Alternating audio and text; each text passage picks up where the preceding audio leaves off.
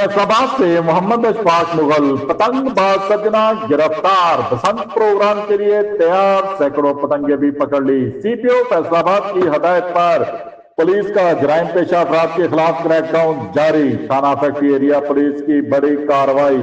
पतंगबाजों के खिलाफ कार्रवाई करते हुए मुलजम बाबर अली को सैकड़ों पतंगों समेत गिरफ्तार कर लिया। थाना फैक्ट्री एरिया पुलिस ने मुलजम से 550 अदद पतंगे भी बरामद कर ली। मुलजम के खिलाफ थाना फैक्ट्री एरिया में मुकदमा दर्ज।